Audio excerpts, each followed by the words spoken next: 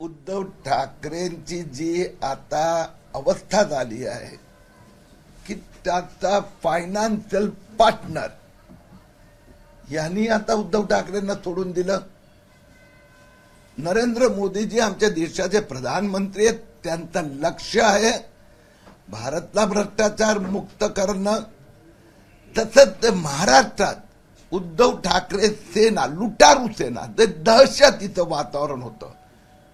गेली अनेक वर्ष एक भ्रष्टाचाराचं टेररिझम सुरू केलं होतं, उभं केलं होतं. ते वातावरण आज आम्ही संपवलं आहे, त्याबद्दल समाधान आहे.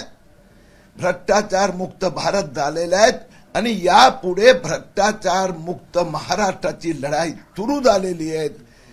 यापुढे कोणी कुठल्याही पक्षातून कोणी कुठेही आला असेल, महाराष्ट्रात भ्रष्टाचार होऊ देणार नाही.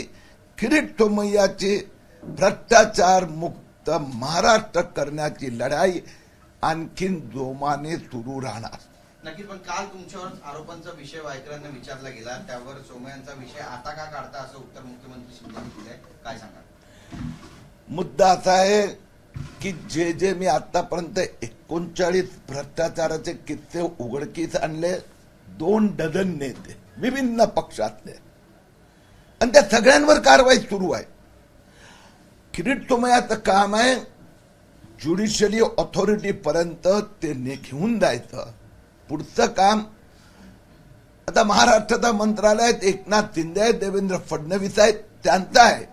आणि देशाचं कणखर नेतृत्व नरेंद्र मोदीजी. म्हणून त्या तपास यंत्रणांनी पुढे काय कसं ते तपास पुढे घेऊन जायचं, लॉजिकल एंड पर्यंत घेऊन जायचं, हे त्यांचं कर्तव्य आहे.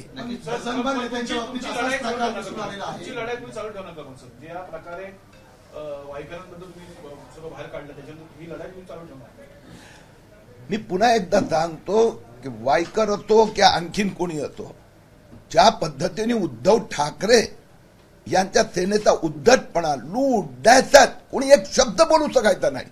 मला अभिमान आहे की मला देवेंद्र फडणवीस जी असो, अमित शाह असो, नरेंद्र मोदीजी यांनी जो पाठिंबा दिला, जे संरक्षण दिलं, त्यामुळे उद्धव ठाकरेच्या लुटारू सेनेची दहशत मुंबईत संपवली. आज मुंबईचा नागरिक, महाराष्ट्राचा प्रत्येक व्यक्ती आपल्याला सुरक्षित मानतोय. म्हणून लढाई सुरू आहे भ्रष्टाचार विरुद्धची, ती तशीच राहणार. ज्यांच्यावर आरोप झालेले होते ते ज्युडिशियली प्रोसेसमध्ये आहेत, आता तिथे न्यायालय पाहणार. भुजबळ असतील, हसन मुश्रीफ असतील, ती सर्व मंडळी आता केंद्रीय किंवा राज्याच्या मंत्रिमंडळामध्ये दिसत आहेत. हो, किरीट सोमय्याचं कर्तव्य आहे की या आता मोदी प्रशासन, मोदी सरकार, मोदींची गॅरंटी याचं पालन महाराष्ट्रात पण होणार.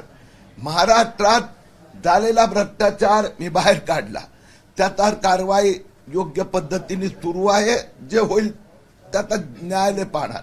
पण यापुढे कोणीही भ्रष्टाचार केला तर ते आम्ही खपून घेणार नाही. पण अजित पवार, हसन मुश्रीफ यांच्या मंत्रिपदाच्या राजीनाम्याची मागणी तुम्ही मबियाच्या काळामध्ये केली होती, तीच मागणी आता फडणवीसांना तुम्ही करणार आहात का किंवा शिंदेंना करणार आहात का?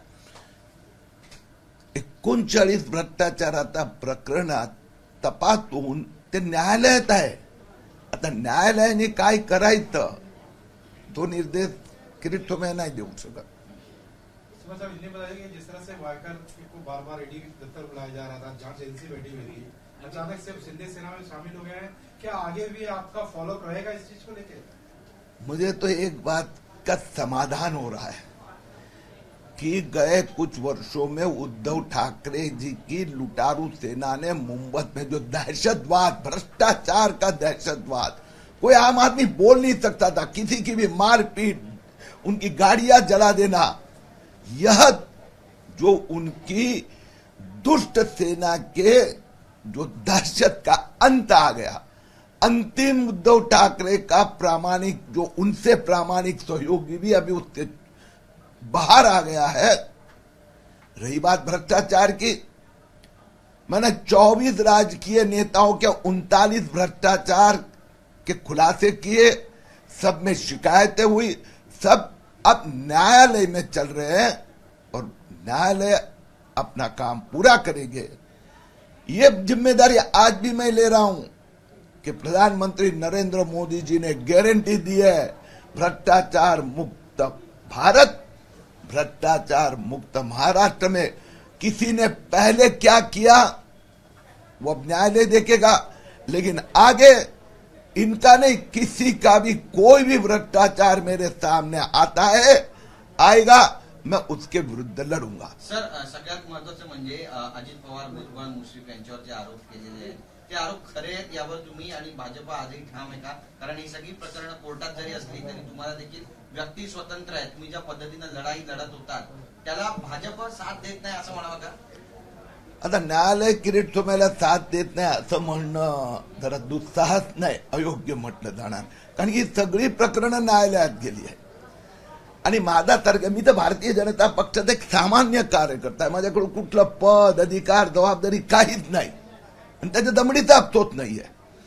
तर सामान्य कार्यकर्ता हे प्रशासनकडे, तपास यंत्रणाकडे आणि न्यायालयापर्यंत पोचला आहे, न्यायालय योग्य तो निर्णय घेणार।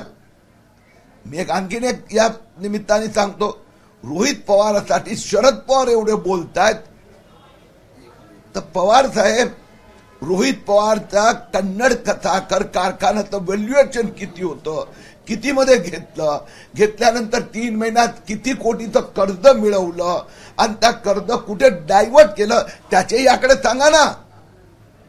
आणि त्यामुळे रोहित पवारांचे साखर कारखान्यावर जप्ती आली आहे। एबीपी माझा, उघडा डोळे बघा नीट।